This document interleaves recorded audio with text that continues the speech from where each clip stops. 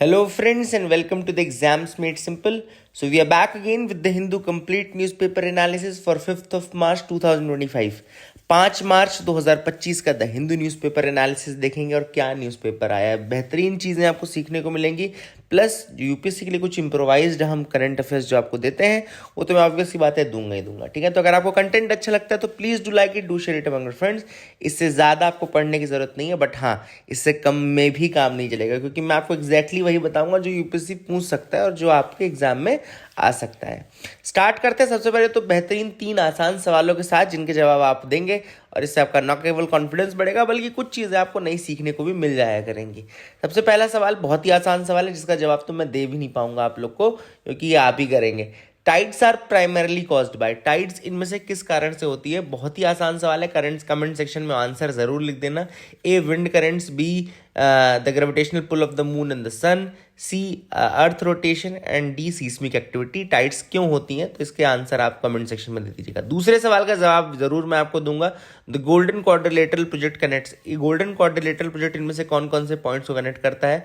Options एक बार आप देख लीजिए, A B C D. The correct answer will be, जिस आंसर में दिल्ली, कलकत्ता, चेन्नई और मुंबई लिखा हो वही आंसर करेक्ट आंसर है। ठीक है ना, अदरवाइज हैदराबाद किसी में लिख दिया है, जयपुर किसी में लिख दिया है, लखनऊ किसी में लिख दिया है, किसी में पुणे लिख दिया, वो सब नहीं होगा। ठीक है ना, that is the thing which is there. I hope you got clarity. तीसरा सवाल है, इंडिया का पहला मॉडर्न फ्रीट कॉरिडोर कहाँ बना था? India's first modern फ्रीट corridor was built between, तो आपको बताना है इनमें से कौन सी जगह इंडिया का पहला मॉडर्न फ्रीट कॉरिडोर बना था। ऑप्शन है दिल्ली कलकत्ता, बी है मुंबई चेन्नई, तीसरा है लुधियाना दनकुनी एंड डी है Delhi Mumbai. The correct answer for this will be C, Ludhiana Dankuni. ठीक है ना, तो याद रखेगा ये एनसीईआरटी क्लास 12 का क्वेश्चन है, जो इकोनॉमिक ज्योग्राफी वाला पार्ट है वहां से उठाया गया। तो I hope you got clarity regarding these 3 questions, आपको समझ में आ गया होगा।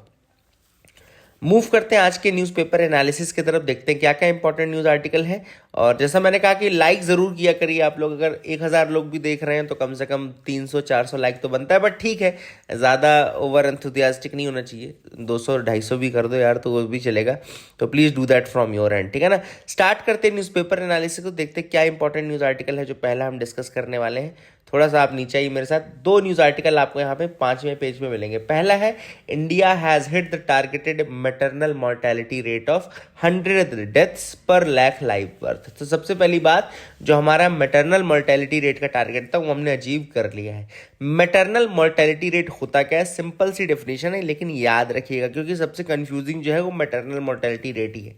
जब भी आप कभी सेक्स रेशियो पढ़ेंगे या कुछ और आप पढ़ेंगे तो पर 1000 होती है हर चीज़, है ना। चाहे आप इनफैक्ट मोर्टेलिटी रेट पढ़े, कुछ भी पढ़े, तो आपको पर 1000 रहता है। लेकिन मैटरनल मोर्टेलिटी रेट एक ऐसा रेट है जहां पे पर 1 लाख लाइव बर्थ होती हैं, याद रखिएगा। तो मैटरनल मोर्टेलिटी रेट होता है नंबर ऑफ मैटरनल डेथ, मतलब कितनी माएँ ऐसी हैं जिनकी जिंदगी चली जाती है पर 1 lakh live birth, 1 lakh live birth के अंतर्गत। ठीक है ना, याद रखिएगा कितने माएँ ऐसी जिनकी जिंदगी चली जाती है। ठीक है, तो ड्यूरिंग प्रेगनेंसी होता है, चाइल्ड बर्थ के बाद होता है, या with in 40 days after delivery. ये सारे रीजंस लेकिन डिलीवरी के ही होने चाहिए, मतलब एक्सीडेंटल या इंसिडेंटल कॉजेज नहीं होने चाहिए, ये केवल रीजंस ऑफ डिलीवरी होने चाहिए। ठीक है ना, विद इन 42 डेज। ठीक है, तो पर 1 लाख लाइव बर्थ कितनी माएँ अपनी जानें खो देती हैं, that is maternal mortality rate. और ये टारगेट हमने पूरा कर लिया है।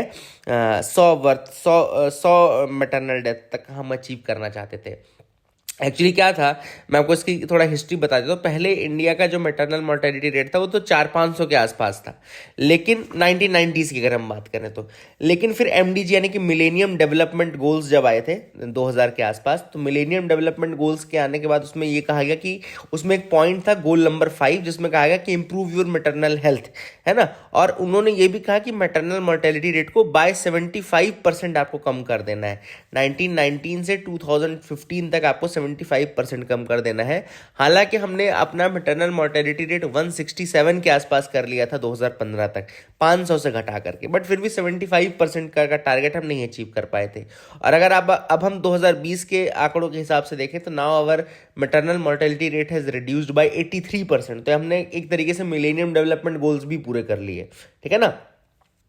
इसके अलावा दूसरा जो रेट यहाँ मेंशन्ड है वो है infant mortality rate. Infant mortality rate की अगर हम बात करेंगे तो दैट विल बी इन्फेंट्स की कितनी इन्फेंट की डेथ हो जाती है विद इन पर 1000, ठीक है। तो ये आपको पता है ना, पर 1000 इसमें बर्थ में देखा जाएगा, ठीक है। तो infant mortality rate will be calculated पर 1000 लाइव बर्थ, ठीक है ना। तो that will be the infant mortality rate. तो यहाँ पे शायद मैंने डेफिनेशन भी लिखी होगी, may be.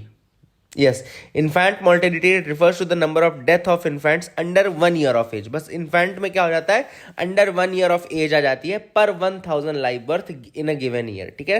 And it is important indicator कि कंट्री का हेल्थ केयर सिस्टम कैसा है, न्यूट्रिशन कैसा है, ओवरऑल सोशियो इकोनॉमिक कंडीशंस कैसी हैं, ये सब पता लगाने के लिए काफ़ी इंपॉर्टेंट है।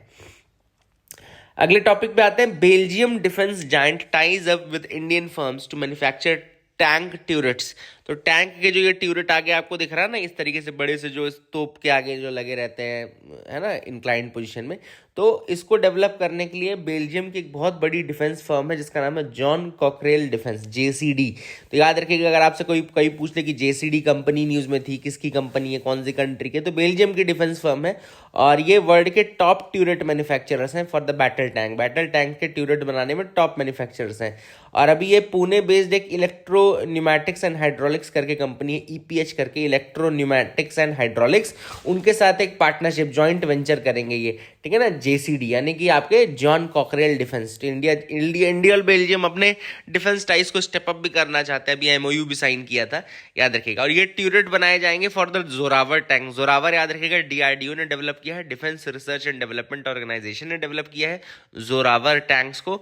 एंड जोरावर टैंक क्या है, लाइट टैंक्स हैं, they are light tanks developed by DRDO, ठीक है ना। तो I hope you got clarity regarding that as well, ये भी याद रखिएगा, ठीक है। DRDO और लार्सन LNT ने डेवलप किया, तो DRDO प्लस LNT ने डेवलप किए हैं जोरावर टैंक्स।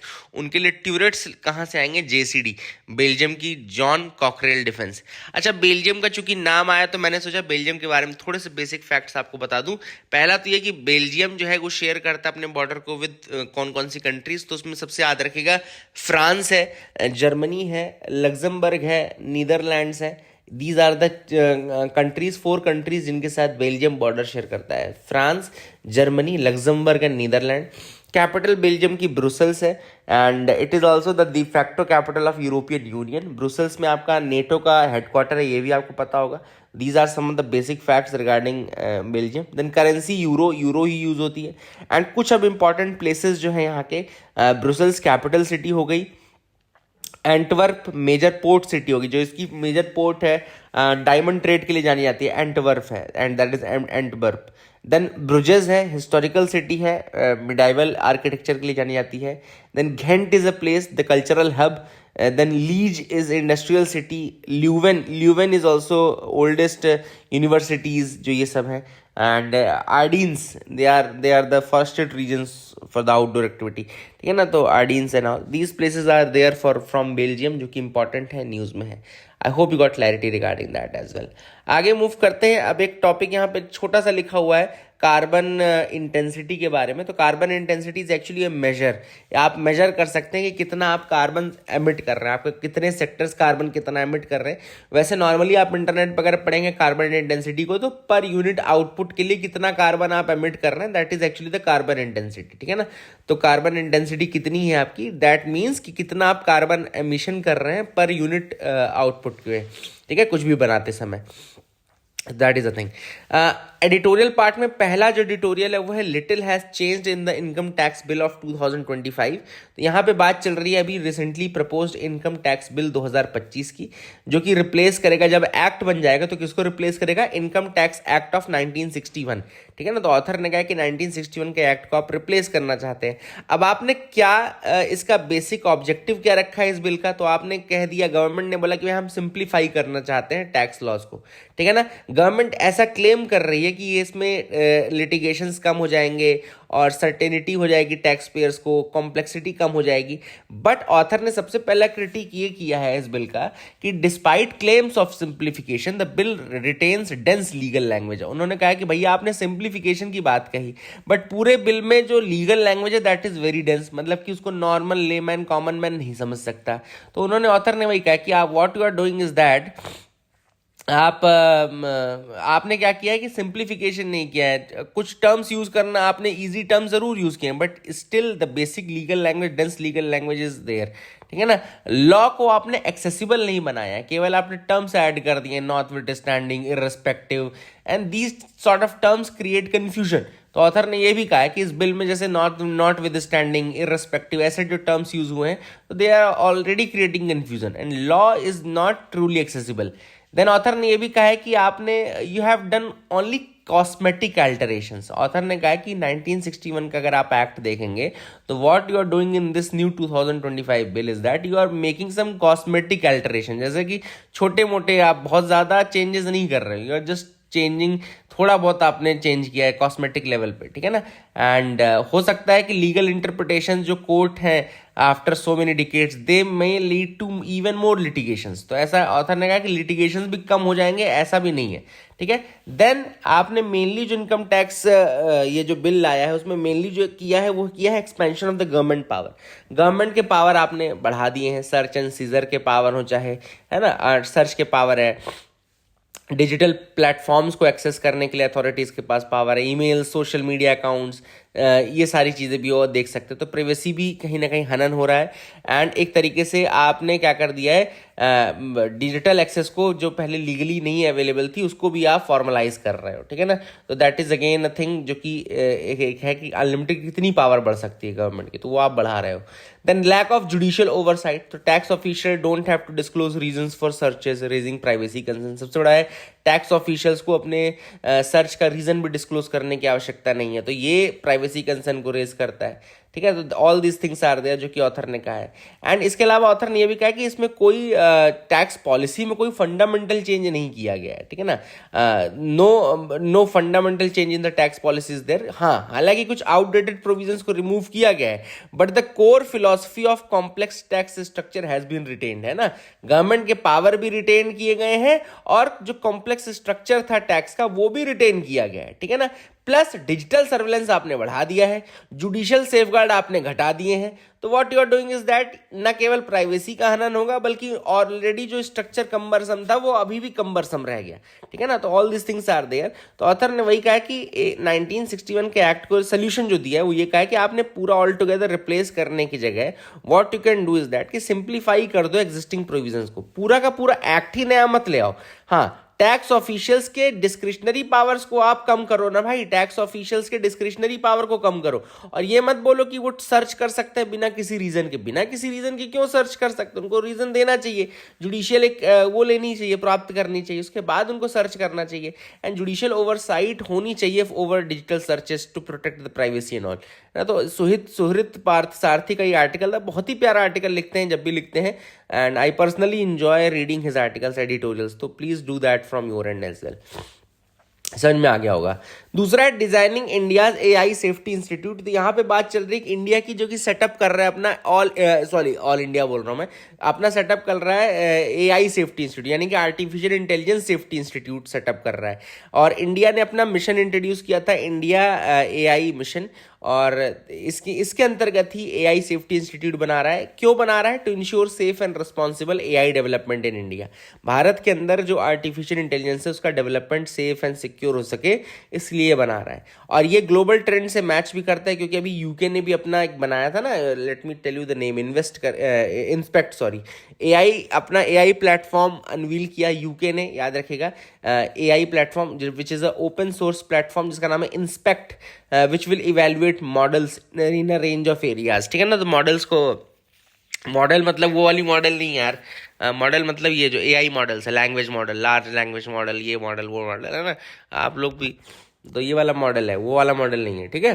तो वो वाला मॉडल मतलब कार के मॉडल, दूसरी चीज़ें। Why is India establishing AI, क्यों बना रहे हैं? ऑब्वियस सी बात है, क्योंकि एआई एक ऐसा है ना कि भाई क्या रिस्क है क्या नहीं है किसी को कुछ नहीं पता, तो एआई से रिलेटेड रिस्क को कम करने के लिए ये बनाया जा रहा है। प्लस एथिकल एआई डेवलपमेंट को प्रमोट करने के लिए, ग्लोबल कोऑपरेशन को इम्प्रूव करने के लिए, plus India specific AI solutions को डेवलप करने के लिए। ये 4 रीजंस है कि हम क्यों एआई इंस्टीट्यूट डेवलप कर रहे हैं। सबसे पहली बात, एआई से रिलेटेड जो रिस्क है उनको दूर करने के लिए, ग्लोबल कोऑपरेशन को, कोलैबोरेशन को बढ़ाने के लिए, एथिकल एआई डेवलपमेंट को इम्प्रूव करने के लिए, plus India centric AI solutions बनाने के लिए। तो ये 4 पॉइंट जरूर याद रखना। आई hope you got clarity regarding this. इतना ही है, इससे ज़्यादा आपको जानने की जरूरत नहीं है ना। What are the issues around delimitation. अब यहाँ पर डिलिमिटेशन के बारे में तो हमने कई बार बात की है ना, कि डिलिमिटेशन कमीशन बनती है, उसके बाद वो बताती है कि किस स्टेट को कितनी सीट मिलेगी, हर कॉन्स्टिट्यूएंसी की बाउंड्रीज क्या रहेंगी, ठीक है ना। तो ऑथर ने बस इस आर्टिकल में केवल मैं आपको बता रहा हूँ कि नॉर्मली जो एक क्रिटिक चल रहा है इस समय वो क्या है, वो ये चल रहा है कि सदर्न स्टेट्स जो हैं, सदर्न इंडिया के जो स्टेट्स हैं, उनको ये लग रहा है कि ऐसा ना हो कि चूंकि उनके स्टेट्स में डेवलपमेंट ज़्यादा हुआ है, उनका पॉपुलेशन ग्रोथ इतना नहीं हुआ है, पॉपुलेशन ग्रोथ उनका इनफैक्ट कम हुआ है। और जब भी डिलिमिटेशन होता है तो ये आपको पता है कि सीट का जो बेसिस एलोकेशन होता है that is based upon the population, है ना। तो सदर्न स्टेट्स को ऐसा लग रहा है कि कहीं ऐसा ना हो कि उनके डेवलपमेंट की वजह से या उनके जो फैमिली प्लानिंग की पॉलिसीज थी जो कि इतने अच्छे से काम की कि उनकी पॉपुलेशन इतनी नहीं बढ़ पाई है, उसके लिए कहीं उनको पीनलाइज न कर दिया जाए। They are felt that they will be penalised, कि ऑब्वियस सी बात है अगर सीट का डिस्ट्रीब्यूशन इस तरीके से हुआ कि उनको कम सीट अलॉट हुई तो that will be threat to that, है ना, उनका रिप्रेजेंटेशन घटेगा, पॉलिटिकल रिप्रेजेंटेशन। तो थोड़ा सा मैं आपको इसके इश्यूज बता दूं। सबसे पहली बात इशू ये है कि जो एडिटोरियल में भी उठाया है कि अनइवन पॉपुलेशन ग्रोथ हुई है। नदर्न स्टेट्स की अगर हम बात करें, यूपी, बिहार, एमपी, राजस्थान, तो उनकी हायर पॉपुलेशन ग्रोथ है। सदर्न स्टेट्स की बात करें, तमिलनाडु, केरला, कर्नाटका, आंध्र प्रदेश, तो यहाँ पे काफी कंट्रोल हुआ है पॉपुलेशन को। तो ऑथर ने कहा कि भाई दो ही सिनेरियो पॉसिबल है, या तो आप 543 सीट्स रखते हैं और उनको रिडिस्ट्रीब्यूट करते हैं स्टेट्स में, दूसरा है कि आप टोटल सीट्स इंक्रीज कर देते हैं 848 और उनको फिर डिस्ट्रीब्यूट करते हैं based upon the projected population. तो ऑथर ने ये कहा कि अगर आप इंक्रीज करेंगे नंबर तो इसमें सदर्न स्टेट्स को बहुत रिप्रेजेंटेशन घट जाएगा। क्यों? क्योंकि अभी वो रिप्रेजेंट करते हैं 24% ऑफ द सीट्स, बट अगर आप 848 तक इंक्रीज कर दोगे सीट्स को तो वो फिर केवल 19% ही रिप्रेजेंट करेंगे अकॉर्डिंग टू पॉपुलेशन, जो कि उनके पॉलिटिकल इन्फ्लुएंस को काफी कम कर देगा। फेडरलिज्म के लिए काफी ये नुकसानदायक रहेगा। तो ऑथर ने सजेशन तो ये दी कि आपको कैप तो करना ही पड़ेगा, मतलब 543 पे आपको कैप रखना पड़ेगा in order to protect that percentage of मतलब रिप्रेजेंटेशन, वो नहीं घटना चाहिए, है ना। तो अगर सीट्स इंक्रीज होती हैं बेस्ड अपॉन पॉपुलेशन तो सदर्न और जो स्मॉलर नदर्न स्टेट्स हैं उन सबके इन्फ्लुएंस घटेंगे, and this will violate the federal principles which will lead to political disenchantment, ठीक है ना। तो पॉलिटिकल डिसइंचेंटमेंट हो जाएगा और फेडरल प्रिंसिपल्स को ये वायलेट कर देगा। काफी इंपॉर्टेंट ये पॉइंट है, यही मेन पॉइंट है, ठीक है ना। तो ऑथर ने सजेशन दिया कि भाई मेंटेन करो federal balance by ensuring the states with lower population growth are not penalised. Author ने कुल मिला के ये कहा कि सीट का रिप्रेजेंटेशन ऐसा होना चाहिए कि जो लोअर पॉपुलेशन ग्रोथ वाले स्टेट्स हैं उनको पेनल्टी जैसा नहीं लगना चाहिए भाई कि पेनलाइज किया जा रहा है उनको। तो that is what has been mentioned in this article. अगला जो टॉपिक है वो है वेलेस लाइन के रिगार्डिंग। तो वॉलेस लाइन देखो बहुत अच्छा टॉपिक है, ये भी आपको नया सीखने को मिल रहा है एक तरीके से। वॉलेस लाइन क्या है इसके बारे में थोड़ा सा आपको बताया था, what is this Wallace line is. तो वेलेस लाइन के बारे में बता दूं कि ये लाइन एक फॉनल बाउंड्री है, फौना की बाउंड्री है।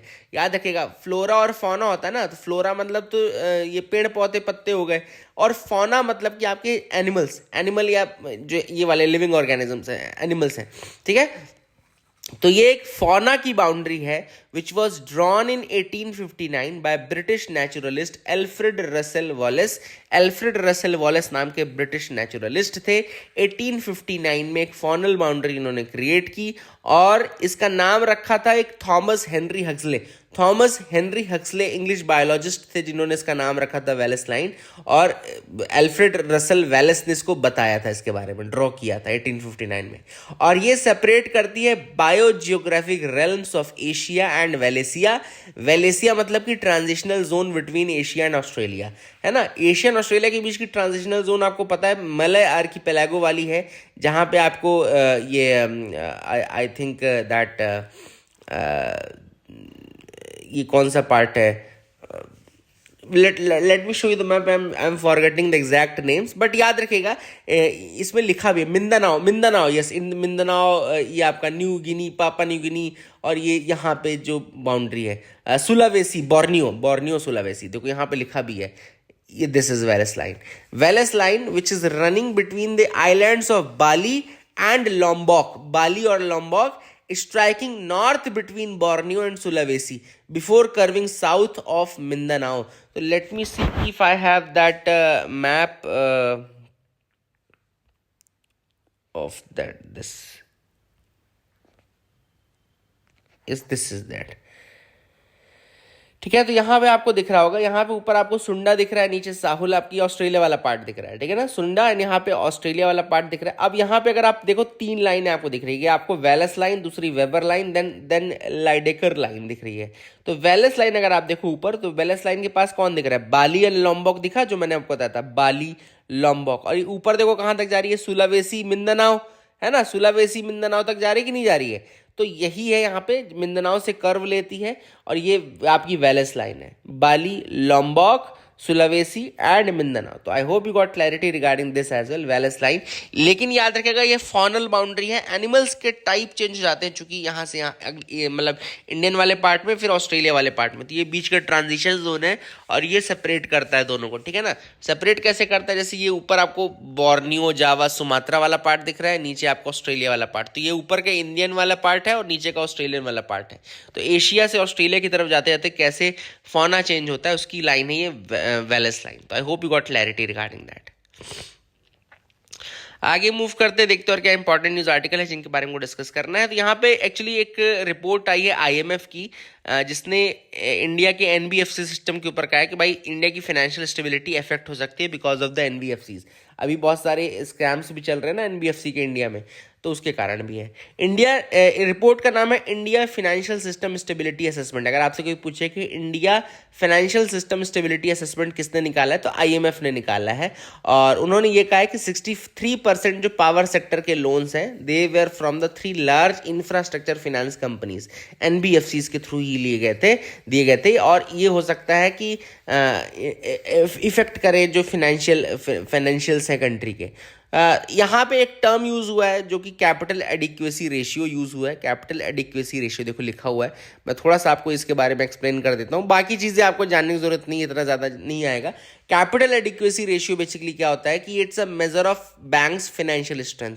एक बैंक के फाइनेंशियल स्ट्रेंथ को मेजर करता है कैपिटल एडिक्वेसी रेशियो, और ये इंश्योर करता है that bank has enough capital. देखो क्या होता है कि जैसे आपने लोन दिया, सपोज करो आपने 100 रुपए का लोन दिया एक आदमी को, आपके पास टोटल 1000 रुपए तो लोन देने के लिए, तो 100 रुपए का लोन दिया आपने एक आदमी को, 200 रुपए का लोन दूसरे आदमी को. लेकिन आपका ये पूरा जब जोड़ा गया, घटाया गया, तो उसमें लगा कि भाई कुछ रिस्क है, रिस्की एसेट है, तो अब उस रिस्क को कवर करने के लिए कुछ परसेंटेज ऑफ मनी आपको अलग करके रखनी पड़ती है. वही कैपिटल एडिक्वेसी रेशियो है, ठीक है, याद रखेगा. तो बेसल जो नॉर्म्स आए थे, बेसल नॉर्म जो बैंक्स के रिगार्डिंग आए थे, उन्होंने कहा था कम से कम 8% टोटल लोन अमाउंट का आप 8% रखो as capital adequacy ratio. Supreme Court कह रहा हूँ, रिजर्व बैंक ऑफ इंडिया ने जब अपने नॉर्म्स निकाले तो उन्होंने बेसल को ही अपना बेस बनाया और शेड्यूल्ड कमर्शियल बैंक्स के लिए कहा कि एटलीस्ट 9% आपको रखना पड़ेगा, ठीक है. और एनबीएफसी को कहा कि डिपॉजिट टेकिंग जो एनबीएफसी होंगे वो 15% रखेंगे, ठीक है, और शेड्यूल्ड कमर्शियल बैंक कितना रखेंगे, कम से कम 9%. तो ये चूंकि रिस्की एसेट रहता है लोन इनका, तो 9% जो कार है, देखो लिखा भी है 9% कार है, तो पीएसबीज मेंटेन करते हैं कितना, 9% कैपिटल एडिक्वेसी रेशियो वो मेंटेन करके चलते हैं. And this is to cover the losses, cover loss कभी अगर हो जाए तो बैंक रन टाइप की सिचुएशन ना हो, इसलिए उसको लॉस को कवर करने के लिए. अब सीसीआई के पास एक कंप्लेंट गई थी कंपटीशन कमीशन ऑफ इंडिया. आपको पता है कि हमारे यहाँ एंटी कंपटीशन की एक्टिविटीज को कवर करने के लिए बॉडी बनाई गई है. ये बॉडी बनाई गई थी 2002 में, एक एक्ट आया था कॉम्पिटिशन एक्ट ऑफ 2002, याद रखिएगा कॉम्पिटिशन एक्ट 2002 का है उसके अंतर्गत. लेकिन ये बॉडी काम करना शुरू किया 2009 से, 2009 से कॉम्पिटिशन कमीशन ऑफ इंडिया ने काम करना शुरू किया है. और इसके पहले monopolies and trade restrictive practices act था, उसके बाद 2002 में कॉम्पिटिशन एक्ट आया. तो कुल मिलाकर के सीसीआई एक स्टैट्यूटरी बॉडी है जो कि एंटी कॉम्पिटिटिव एक्टिविटीज को रोकती है. अभी माइक्रोसॉफ्ट के ऊपर एक एलिगेशन आया था कि माइक्रोसॉफ्ट क्या कर रहा है, अपना एक एंटीवायरस डिफेंडर, जिसका नाम है डिफेंडर, माइक्रोसॉफ्ट डिफेंडर एंटीवायरस, उसको प्री इंस्टॉल करके दे रहा है विंडोज ऑपरेटिंग सिस्टम में. तो ये गलत है, ऐसा कहना था दूसरे एंटीवायरस बनाने वालों का. तो ऑब्वियस सी बात है माइक्रोसॉफ्ट ने इसको कहा कि भाई अगर हम एंटीवायरस नहीं डालेंगे साथ में तो हम प्रोटेक्शन की गारंटी कैसे लेंगे, सेफ्टी की गारंटी कैसे लेंगे. तो उसके लिए हम बना रहे हैं. तो उसके लिए फिर सीसीआई ने कहा कि सही कह रहा है भाई, ऐसे ये थोड़ी होता है कि वो अपना सॉफ्टवेयर देगा तो विंडोज़ के साथ तो देगा ही ना अपना एंटीवायरस. तो दैट वॉज देयर. कॉन्स्क्रिप्शन के बारे में आता तो कॉन्स्क्रिप्शन का मतलब समझ लो कि मैंडेटरी मिलिट्री सर्विस जो होती है उसको कॉन्स्क्रिप्शन कहते हैं। मतलब कि आपको मैंडेटरी 1 साल के लिए 2 साल के लिए सर्विस करनी पड़ेगी मिलिट्री में, तो दैट इज कॉन्स्क्रिप्शन। जर्मनी लाने की सोच रहा है। जर्मनी में 2011 के आसपास इसको हटाया गया था एंजेला मर्कल के टाइम पे, एंड अब इसको रीइंट्रोड्यूस करने की सोची जा रही है बिकॉज नेटो की थोड़ा वो कम हो रही है। सऊदी अरेबिया के स्कूल्स में मैंडेरिन पढ़ाई जा रही है, तो ये दिखाता है कि चाइना और सऊदी के रिलेशंस कितने क्लोज हो गए। इसको एज अ केस स्टडी आप याद रखिएगा, ताकि आप लोग कभी आंसर राइटिंग कर रहे हो तो उसमें चाइना का जो इन्फ्लुएंस बढ़ रहा है उसके बारे में मेंशन करना हो, तो आप बता सकते हैं कि सऊदी के स्कूल्स तक में ये मैंडेरिन पढ़ाई जाती है। तो all this things are there. I hope you got clarity. कल का मैच आपने देखा होगा, बहुत ही प्यारा मैच था। आज का और प्यारा होगा, जरूर देखना। That is it for the day. Keep loving us, keep sharing us. Thank you, have a nice day.